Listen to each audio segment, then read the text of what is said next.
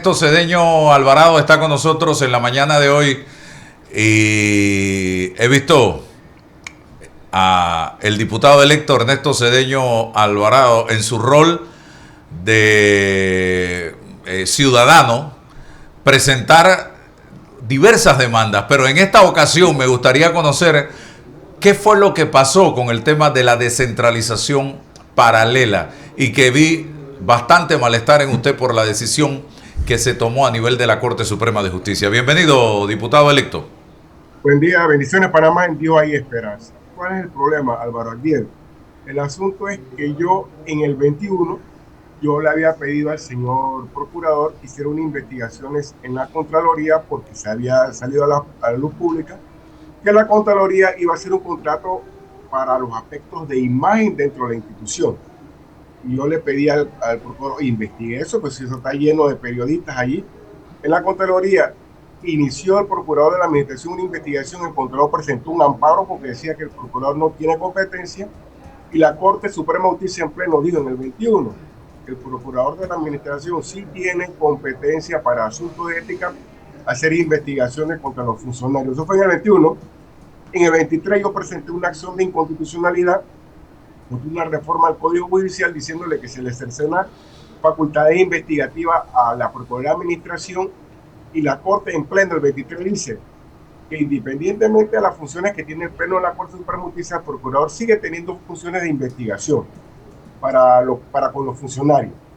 En ese tránsito, yo en el 23 también presenté una solicitud de investigación por la descentralización paralela contra la autoridad de descentralización, MOLI, la dirección, y él presentó un amparo porque estaba en contra del inicio de la investigación. ¿Y qué sucede? La Corte Suprema de Justicia ahora, en el 24, dice que el procurador no tiene competencia para investigar a los funcionarios por asunto de la ética. Y mi malestar es porque se ha contradicho la Corte Suprema de Justicia en los dos precedentes que les hablé, y ahora dice que el procurador no puede tocar nada de investigaciones a los funcionarios por asuntos de la ética.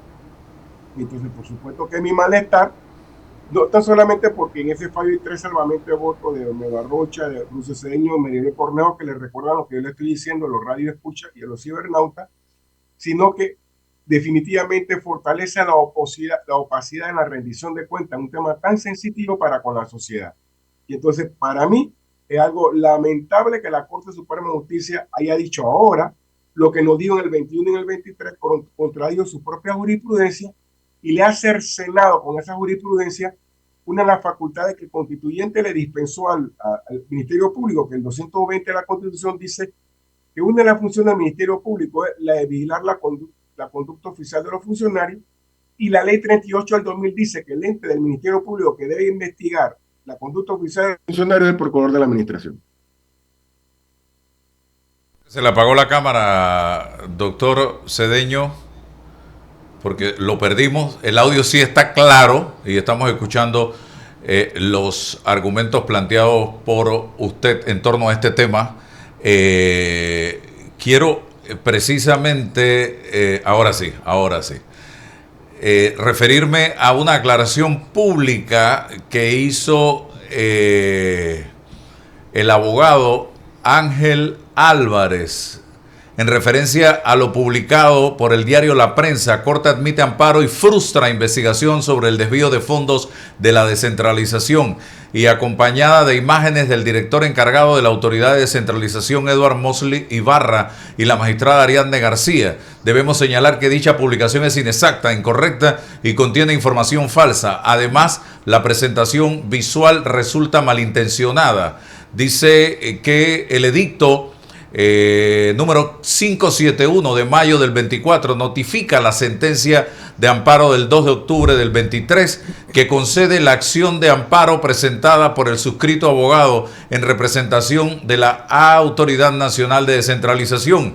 Esta acción solicitaba la revisión de la competencia y el procedimiento administrativo y paralelo iniciado con la resolución del 18 de mayo del 23 por la Procuraduría de la Administración a raíz de una denuncia presentada en periodo preelectoral por un candidato a diputado, hoy diputado electo, sobre presuntas faltas administrativas, éticas y disciplinarias dirigidas a un ministro de Estado, el director de la Autoridad Nacional de Descentralización y el Contralor General, quienes en principio solo pueden ser investigados por la propia Corte Suprema y no por otras instancias en atención a las funciones que desempeñan. La demanda de amparo no busca impedir investigaciones, justificar desvíos de fondos ni obstaculizar la revisión de los fondos gestionados a través del proceso de descentralización municipal. Importante señalar que no se ha comprobado desvío de fondos en la labor que realiza la Autoridad de Descentralización, cuya gestión, con fundamento en los artículos 232, 233 y 236 constitucionales y el desarrollo legal respectivo, se enmarca en la tramitación de fondos públicos contemplados en el presupuesto general desde el gobierno central a los gobiernos locales para atender y suplir en plena autonomía y con la participación ciudadana las necesidades que determine la propia comunidad. Así que no sé qué piensa usted de este comunicado, don Ernesto. Bueno, definitivamente que ese comunicado es la opinión del abogado. Pues yo le explico que el 220 de la Constitución te dice, 220, que la misión del Ministerio Público es vigilar la conducta oficial de los funcionarios, y hay dos jurisprudencias que anteceden lo que le estoy hablando, precisamente en casos míos. El caso Contraloría General de la República versus Procurador, que la Corte dijo que tiene competencia la Procuraduría de investigar funcionarios, y la demanda de inconstitucionalidad que yo presenté contra unos artículos de modificación del Código Judicial, que el Pleno de la Corte, este mismo Pleno, con esta misma gente, los magistrados dijo que el procurador tiene competencia. Ahora no le dio la gana de decir lo mismo, contradijo la opinión, y no hay rendición de cuentas. O sea, no hay rendición de cuentas de los manejos, porque es difícil, Álvaro Abdiel y Radio Escucha y Cibernauta, que a mí, Ernesto Cedeño Alvarado, le den informaciones, las instituciones estén obligadas a darle información a un servidor para yo establecer todo un expediente y presentar la denuncia al Ministerio Público. No hay manera. Lo único que puede hacer un ciudadano es poder buscar información de acceso público cuando la institución tenga a bien decirlo y darlo, porque si no, uno tiene que presentar vías datos y otras acciones. Por supuesto que para mí el fallo es bochornoso porque se ha contradicho de jurisprudencia de este mismo Pleno de la Corte Suprema de Justicia, y me parece a mí que le dice mucho la integridad de la Corte que tú hayas emitido un fallo con la misma gente, los mismos magistrados, y meses después ratifica con la misma gente, los mismos magistrados, una posición, y después por ese tema tan sensitivo dices otra cosa. Ese es el problema. Por supuesto, y tengo que manifestar, yo presenté por similar causa una denuncia penal electoral a la Fiscalía General Electoral, y eso no avanza ya, y yo no sé si alguien va a presentar al Ministerio Público sin mayores elementos algún tipo de denuncia, pero yo no puedo ir al Ministerio Público si no tengo la constancia de que se manejó mal. Y yo lo que pretendía es que se corroborara la información de los medios para ver si hubo algún tipo de irregularidad, para que con ese insumo, si no lo presentara el procurador de la administración, yo lo podría hacer al Ministerio Público, pero con ya la evidencia y el ente que podía recabar la evidencia conforme al artículo 220 de la Constitución, el Ministerio Público, entre comillas, procurador de la administración, y ahora ha cercenado esa voluntad del constituyente que le dispensó al Ministerio Público de vigilar la conducta oficial, porque ya no va a tener competencia para investigar conforme a la última jurisprudencia del Pleno de la Corte, en el caso de la descentralización. Ana Matilde Gómez. Buenos días, doctor Cedeño. Le saludo cordialmente. Bueno, aprovecho para reiterarle mi felicitación por su elección y darle las gracias por la mención y que me va a extrañar en la asamblea, dicen el knockout. Está bien. Bueno, palabras más, palabras menos. Doctor, mire, yo concuerdo con usted porque esto históricamente ha sido así. Ese artículo de la Constitución que usted menciona, el 220, tiene varios numerales y el 3 y el 5 creo que son los que se dedican específicamente y exclusivamente a dividir, porque las funciones, porque ese artículo de la Constitución habla del Ministerio Público en general, pero a renglón seguido define que el Ministerio Público será ejercido por el Procurador General de la Nación y el Procurador de la Administración. Para que no hubiera confusión, además la ley 38 separa bien esas funciones y esos dos numerales son específicos del Procurador de la Administración. El golpe a la institucionalidad, concuerdo con el doctor Cedeño, Es un golpe a la transparencia y a la rendición de cuentas, porque le puede transmitir al servidor público en general y sobre todo a los de mando y jurisdicción alta de que ellos pues ya están librados del procurador, de la administración. Y es lamentable porque nunca en Panamá ha sido excluyente, no hay ninguna norma que haga excluyente la investigación penal con la administrativa. Es decir, ambas cosas se pueden llevar incluso paralelamente. Además, no hay nada que le impida al procurador de la nación, con toda la noticia crimini, es decir, toda la información que sugiere en medios periodísticos, investigaciones que sugieren malos manejos o manejos inadecuados o el destino dudoso de los fondos de la descentralización en una especie de descentralización paralela, porque a la vez de los que se reportan regularmente que deben hacerse para efectos de las juntas comunales y todo el avance de los gobiernos locales, ha habido un desvío o un destino selectivo de asignación de fondos solamente, dicen las informaciones periodísticas, aquellas, y además la denuncia de unos miembros del Consejo Municipal que no eran adeptos al gobierno, que no eran del partido del gobierno, que señalaban que ellos no recibían partidas y otras juntas comunales sí, precisamente las de Molirena y PRD en gobierno y Molirena en su alianza en gobierno. Entonces, eso puede ser investigado por el Ministerio Público también. No, en esa parte sí discrepo con el doctor Cedeño, no es necesario llevar ningún tipo de evidencia contundente. Sería suficiente con que el procurador recoja toda la información que está en los medios y haga su propia investigación. Por supuesto que sería un complemento importante que al determinar la falta administrativa o la falla en los controles desde el punto de vista administrativo, hay un indicio importante respecto a la posibilidad de la comisión de un delito. Y es que es lo más probable que ha habido aquí. Así que es lamentable, sobre todo lo que molesta, y esto yo lo viví tantas veces como procuradora, que entiendo lo que el doctor Cedeño está manifestando, molesta cuando la Corte Suprema de Justicia, con los mismos miembros, bajo las mismas circunstancias, cambia el criterio sin un fundamento que sea realmente sustentable. Es decir, cuesta mucho entender, porque cuando hay una renovación de las figuras, ¿no? Antes lo explicó una vez el entonces magistrado Adán Arnulfo Arjona, que la renovación de las figuras en los cuerpos colegiados precisamente es lo que trae la renovación de los criterios. O sea, si cambiamos aquí el programa, otras personas vienen, van a opinar diferente, eso es muy probable y está bien. Pero que nosotros mismos hoy digamos una cosa y mañana decimos otra, es muy lamentable para la institucionalidad. Es decir, no se construyen instituciones fuertes, sólidas, cuando los criterios van cambiando de acuerdo al viento. Doctor Cedeño. Definitivamente, y aunque la magistrada Russo, el magistrado Arrocha y Maribel Cornejo le dijeron, oye, aquí están los presidentes y se los citaron, no hubo manera que nosotros viera, por decirlo así, la luz. Digo, nos estamos contradiciendo de algo que hemos expresado, pero bueno, ese es el veredicto. Y Ana Matilde, sí, lamento pues no poderla ver en la asamblea. Usted es una persona de norma de valía, por eso fue el comentario que yo dije en la prensa. Sí, yo lo entendí y también me hubiera gustado compartir con usted en esos debates. Yo lo haré desde acá.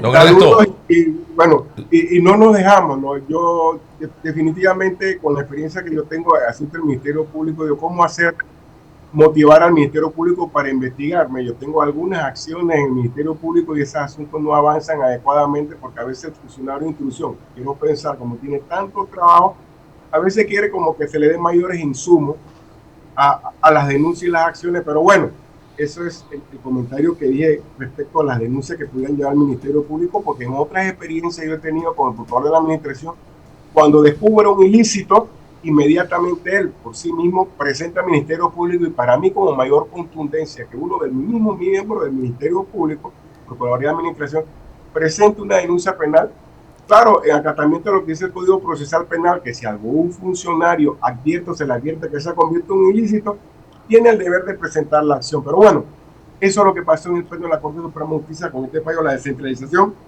Es triste, lamentable, y hasta ahora no vamos a ver a ciencia cierta cómo se manejaron esos haberes, y en la Fiscalía General Electoral que presenté vamos para el año, una denuncia penal electoral por similares causas. Mira, pasaron las elecciones y el señor fiscal electoral ni se inmuta a mover las investigaciones. Yo no sé si con un nuevo contralor, y ojalá que sea así, hay que ver qué contralor nombra la asamblea, hay que ver. Y si es que lo dejan a la asamblea escoger y designar al contralor. Anel Bolo Flores. Imagínense usted, y yo con mi teoría de un contralor independiente, pero suena Anel Bolo Flores. Es lamentable. Mire, ese es algo, doctor Cedeño, que aprovecho para debatir aquí con usted. No sé, usted recordará que yo presenté 2 figuras independientes totalmente cuando fui diputada, precisamente clamándole a la asamblea, al pleno. Señores, esta es una facultad que hace un balance. El constituyente lo que buscaba era que quien supervisa la utilización de los fondos de todos esos funcionarios que designa el Ejecutivo, para que haya un balance de poder, tiene que ser una persona que responda a la Asamblea y no al Ejecutivo. Y no hay manera que el Ejecutivo no intervenga. Yo estoy clara que uno no va a designar un enemigo. Claro. Yo eso lo entiendo, alguien que te va a entorpecer. Pero alguien correcto. Pero alguien correcto, que entiende bien la función de la Contraloría, lo que es controlar. Conozca el sistema. No se va a poner en eso. Pero ojalá. No un yes man, como el que tenemos hoy día. No, oiga, señor Cedeño, este ha sido el reinado de la opacidad. El tema de las actas del Consejo de Gabinete, el tema de los auxilios económicos. Aquí en este país nadie conoce de quién son las libretas de lotería realmente. Aquí los carros cisterna, nadie sabe los cupos de taxi y buses. A quién le pertenecen. Aquí el negociado de los carros cisterna, el negociado de las libretas, el negociado de los taxis. Todo es un enorme y gigantesco misterio. ¿Por qué, señor Cedeño? ¿Esto puede cambiar? Por supuesto que sí. Y miren, el caso del auxilio económico del IFARU, que yo presenté una denuncia con respecto a ese manejo, la directora de la ANTAI dice, primero, tiró un tratado que no era responsable. Si usted analiza esa decisión, es como para endosarle responsabilidad, pero libró de responsabilidad a la ANTAI, pero dice, usted tiene que ser impidió para que sea transparencia, para que divulgue. Le motivamos a hacer normas de transparencia. Oiga, se le ha reído en la cara a la gente del IFARU, le saca la lengua a esas opiniones, a esas instrucciones. Esa señora no ha hecho, digo esa señora porque ella emitió la resolución y se le ríen de sus decisiones y no presenta ningún tipo de acción, no presenta denuncia, nada. Está en modo bien, gracias a usted. Si ella dice que debió ser transparente, que él analizó que la ley de protección de datos no abarca lo que es la falta de información en los auxilios económicos del IFARU, porque esa es la teoría de la ANTAI, porque IFARU dice protección de datos no divulgamos, ANTAI tiene otra opinión. Pues a quién le hacemos caso aquí en este país si por legislación la ANTAI inclusive pudiera investigar administrativamente a algunas instituciones, y si descubre que hay ilícito también ellos pueden presentar información, pero ellos saben que se está haciendo caso omiso a sus decisiones, a sus instrucciones, a sus recomendaciones, y aquí sigue la opacidad. Nadie conoce absolutamente la rendición de cuentas de auxilio económico del IFARU a ciencia cierta. Y por supuesto que yo sí creo con un contralor de verdad, con instituciones, con otro nuevo director o directora de la ANTAI, que sea más transparente y más beligerante. Yo creo con normas que pueden tratar de llevar hacer los ajustes legislativos con la transparencia, porque yo imagino que cuando se habló de la ley de protección de datos, los diputados no estaban pensando que era para un blindaje, sino ellos pensaban que era algo que iban a proteger al ser humano como patrimonio de una información, pero se ha interpretado de otra manera, a tal punto que la ley de protección de datos ha servido para censurar los medios de comunicación social. Claro. O sea, yo pienso que y se ha convertido en un obstáculo para la propia ley de transparencia y de acceso a la información. Pero, doctor Cedeño, lo bonito va a ser que usted ahora, con su elección como diputado de la República, usted adquiere una facultad que no tenía antes, que usted la ha ejercido como ciudadano, pero con muchas limitaciones. Usted lo ha hecho con, su propio pecunio, quien dice que usted lo financiaba, no sé, eso a mí no me interesa. Finalmente los recursos usted los presentaba. Y mire. Financiaba a mi esposa. Bueno, Bueno, mire. hay que hablar. Sí, eso uno tiene que sufrir todo eso. Pero mire, ahora usted tiene esa facultad porque hay suficientes diputados independientes en la Asamblea y de Moca y del Popular, que asumo yo, no tendrán ningún reparo en firmarle citaciones. Igual el panameñismo, pienso yo que tampoco tendría ese reparo.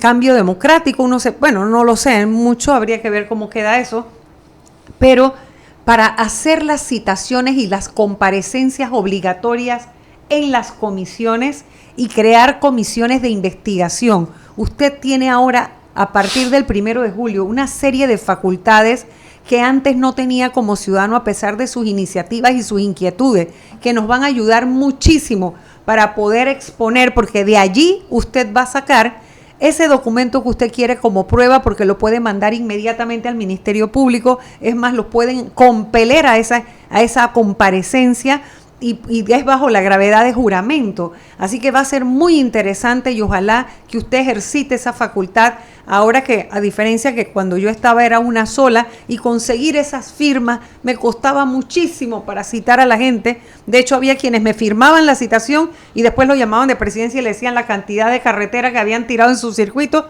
y se borraban. Así que no lograba las citaciones. Entonces yo espero, de verdad tengo mucha esperanza de que mucha fiscalización se va a poder ejercer de una manera mucho más efectiva. Señor Cedeño, el 1 de julio, fecha importante, quizás no estén los 71 diputados allí producto de las impugnaciones. ¿Cuál será el rol suyo ese día? El candidato que ha salido por parte del señor Ricardo Martinelli y la bancada de RM es Luis Eduardo Camacho. Los de Vamos han dicho que están buscando consensos para tratar de conseguir postular a un candidato. Ernesto Cedeño, ¿qué ha pensado al respecto? Bueno, mire, los tres que estamos postulados por Moca, que ahorita tenemos Grey Hernández, José Pérez Barbón y un servidor, tuvimos una reunión de exploración con la bancada independiente de Vamos, y más bien hablamos aspectos temáticos, porque definitivamente hay que tomar una decisión, pero lo que sí estamos claros, que nosotros vamos a ubicarnos dentro de la línea filosóficamente que nos puede identificar.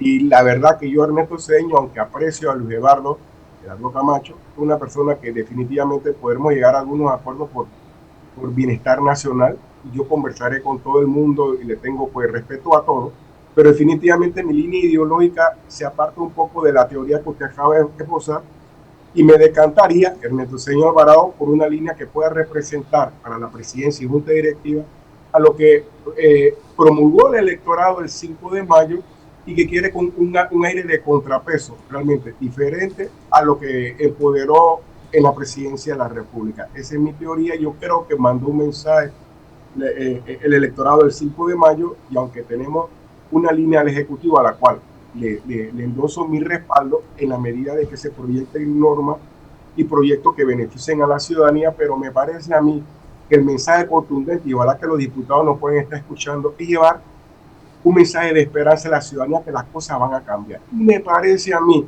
que un mensaje podría ser con una voz, una mente diferente, realmente con un pensamiento claro, que le dé confianza de que se van a hacer una regenería ipso facto cuando uno llega presidente, hombre o mujer, con la menor idea de quién va a ser, porque no he escuchado más que lucubraciones. Solamente conozco a Luis Eduardo Camacho, que es una línea, pero yo quisiera darle mi respaldo a una persona, hombre o mujer, que guarda correspondencia con un contrapeso y que le puede inmediatamente llevar un mensaje a los ciudadanos. ¿Sabe qué? Vamos a cambiar. Su respaldo nada más, doctor Cedeño, y por qué no su postulación con la experiencia que usted tiene viniendo desde Contraloría, la experiencia que tiene ejerciendo acción ciudadana, fiscalización, su trayectoria, su doctorado en Derecho. Mire, la administración de la Asamblea, todo está en el código, todo está en la ley orgánica, todo está en el RORRI. No hay que tener temor de cómo funciona, porque hay asesores del Pleno que dicen, todo está escrito, hasta el juramento lo leen. Porque eso usted y yo no lo podemos saber. Las personas que hemos ejercido cargos públicos, por lo general de alto nivel, no sabemos ese juramento. El que no se lo sabe, se lo tienen escrito. Todo está escrito. No hay que tener temor de asumir funciones administrativas, porque los asesores del Pleno lo guían todo. Le dicen cómo se dice esto, a qué hora abre esto, cómo cierra aquí, y todo está en el código. Eso por un lado. Y la otra pregunta que yo le haría es si ustedes, los electos por Moca, no consideraron la posibilidad de convocar una bancada mixta sumando a una persona más para lograr tener en la Junta Directiva ampliada un representante, una posición más, un jefe más cuando se reúnan bancadas, una persona más, que es un voto adicional. No sé si no lo han contemplado. No significa eso que no se vote como bloque de los que quieren transparencia. O sea, programáticamente y por temas se va a votar como bloque, pero desde el punto de vista de la gestión de las bancadas y lo administrativo, para contar más puestos y en la distribución proporcional, serían la bancada minoritaria, lo cual les daría también derecho a tener una posición más en alguna comisión. ¿No lo han pensado? Sí lo pensamos, Ana Matilde, precisamente, y estamos tomando una decisión. Claro, inclusive con ese pensamiento nos reunimos con la diputada Paxili, que precisamente está en mi misma condición. Ella no es de Partido Popular, pero la postuló Partido Popular, igual que yo no soy de Moca y me postuló. Claro. Y le hicimos ese ofrecimiento, le hablamos de lo que dice el régimen orgánico. Sí, esa opción que tienen, claro. Esa opción, y ella lo está considerando. Ay, así ojalá. Que nosotros estamos claros de que, claro, es diferente, que teníamos una opción, o participamos como usted, que no pareció una bancada, yo sé que las cosas no les fueron muy fácil, según las investigaciones que hicimos, o hacemos una bancada mixta, o nos adherimos a otra que, bueno. No, claro, imagínense, yo tuve que amenazar con presentar una demanda en la Corte Suprema porque a mí se me intentó incluso cercenar el derecho de participación en incidencia porque no pertenecía a una bancada. Pero yo sustenté con base constitucional y ahí es lo que ayuda a ser abogado al llegar a la asamblea o tener una trayectoria como la que tiene usted, la que tenía yo, que venía de ser procuradora, fiscal, etcétera, para poder defenderme y decir que era imposible por mandato constitucional que lo que había pedido un miembro de la bancada de Cambio Democrático, de que a mí no se me podían dar minutos en incidencia porque yo no era bancada y no lo podían distribuir, eso colisionaba con el derecho constitucional de participación de las minorías. Por eso es que le digo que a mí el argumento de las minorías me permitió estar en 4 comisiones siendo yo solita. ¿A qué cree usted que se deben los ataques desde la Embajada de Nicaragua hacia la coalición Vamos, incluso llamando dictadorzuelo a el dirigente de este movimiento? Bueno, yo creo que Mulino habló claro, esa es su teoría, y le endosó algún grado de relevancia a la coalición Vamos, cuando dijo que quería conversar con ellos, palabra más, palabra menos. Y entonces yo creo que sí es un factor real de poder. Ahorita mismo, el 5 de mayo, el voto que obtuvo la coalición Vamos es algo innegable. Están en la urna. Y lógicamente, pues, yo creo que de alguna u otra manera eso puede estar motivando que haya algunos ataques contra un ser humano. Yo estoy en contra de todos los ataques arteros que se le den a las personas. Yo creo que por ahí puede estar orillándose este tipo de ataques porque ven un factor importante de poder, lo que es la coalición Vamos, y sobre todo me parece a mí que la coalición Vamos de pronto va a postular a alguien de esa coalición, porque dice que son 20, eran 19, se le sumó Beceray, bueno, y entonces dirán que tienen bastante contundencia en ser fiel de la balanza, pero así que yo sí creo que uno debe, el ciudadano, ponderar por qué se están dando algún tipo de discrepancia, comentarios. Si uno ve tanto en las redes sociales, no tan solamente él, se discrepan con otros que de alguna u otra manera hemos mostrado posiciones. Yo estoy en contra de la amnistía, en contra del indulto, y ya he leído algunos comentarios con ese tenor y empiezan infundios como si lo estuviera patrocinando a alguien. Y desde todo yo he leído, he escuchado, algunos ni lo leo muy bien. Claro. Yo tengo que manifestar que a mí nadie me ha financiado absolutamente nada, porque claro, como ya yo estoy en contra por una teoría de la amnistía, indulto, es que no cabe, además es que su teoría y su posición es la correcta, doctor Cedeño, porque todos los juristas de este país sabemos que ambas figuras fueron contempladas por el constituyente y luego el codificador a efectos de los delitos políticos, y aquí todavía no hay un solo detenido político en este país. ¿Usted cree viable algún mecanismo para que el señor Martinelli pueda salir caminando por la puerta de la embajada como lo hacemos usted, Ana Matilde, Lisbeica y yo todos los días en la calle? Pero yo no encuentro ni un mecanismo. Lo único mecanismo que yo veo que se puede dar es un salvoconducto, pero ni siquiera puede ir caminando, debe irse directamente a Nicaragua. Desde el punto de vista jurídico, no existe una norma que haga viable otro nuevo juicio. Como otro exactamente. Esto es cosa jugada. A algunos le ha gustado el fallo, a otros no le ha gustado el fallo, pero ya el Poder Judicial habló con sus virtudes y defectos, y yo soy censurador de las cosas malas del Poder Judicial, pero a un censurador, como también he sido de algunos actos de la Asamblea, estaré en contra de que alguien cierre la Asamblea, actual Asamblea, claro, porque es violentar el Estado de Derecho. Yo no encuentro ni una norma jurídica que me diga a mí que existe esa posibilidad de que una persona con sentencia firme de límite ejecutorial salga de la embajada sin ir a una cárcel pública. Señor Cedeño, ¿se puede convertir Ricardo Martinelli en una migraña para José Raúl Mulino estos 5 años? Yo creo que a él le conviene. Si llega al poder y el presidente Cortizo no le ha dado el salvoconducto, no se ha definido, por supuesto que es como si fuera un contrapeso. De hecho, en la embajada de Nicaragua tenía el señor Cortizo. Yo creo que es más conveniente para el Estado, y algunos, inclusive esta teoría que le voy a mencionar, genera oposiciones contrarias, y seré blanco, quién sabe, de algunos comentarios adversos, pero es lo que yo creo.